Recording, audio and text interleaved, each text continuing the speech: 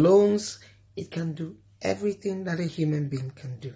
That is a limited liability company.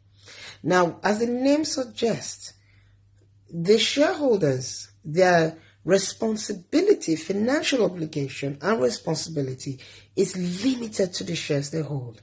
So, take for instance, there's a 1 million naira shareholding in a company. Two shareholders, one has 800,000 and the other 200,000.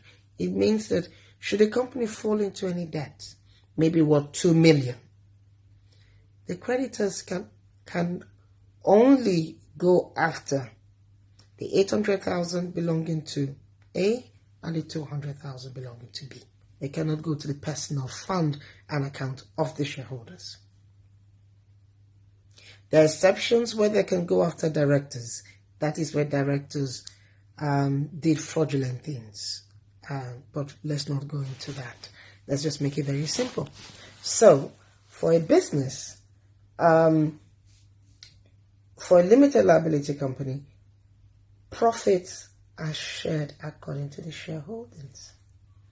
And it's not automatic. There needs to be a board resolution. Decisions are made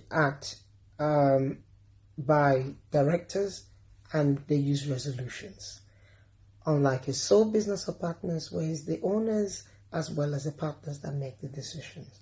It's not the same. You can be an owner, you can actually have the bigger shares. But if you're not a director, you don't make those day-to-day business decisions in a company. Now, a company pays tax. That's the limited liability company. It pays income tax. That's the company income tax, which is paid to the federal government. It also pays VAT. It also pays is employment taxes. That is what you withhold from your employees. However, cutting across all of them, all the local government dues and fees are liable to be paid by all. So looking at it, you can see that the sole business, the partnership, looks very similar because all decision, all risk, everything lies on the owners. While for private limited company, you're limited to the shares you hold when it comes to debts of the company.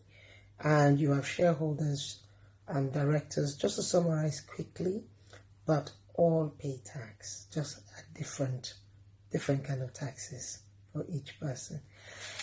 So in summary, I would say that depending on your business, if you're a small business and you want a bank account in your business name, you don't want to be using your own personal account. You want to use a business name. You want to start that way. I will advise you to go register your business as a business name. It's done in a week. You have an account. You'll be able to pay your VAT. You even can be able to have start people working for you gradually. Now, when it starts getting big, my advice is now become a private liability company because the protection is more.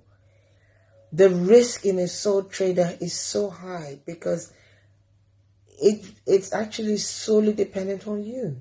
If something happens to you, the business dies. But as a very small business, that is my advice, just to start off. Or if you have a partner, start with that before going to a private limited liability company. So I hope I've been able to answer your question on that, and I hope it's quite useful to you. Thank you.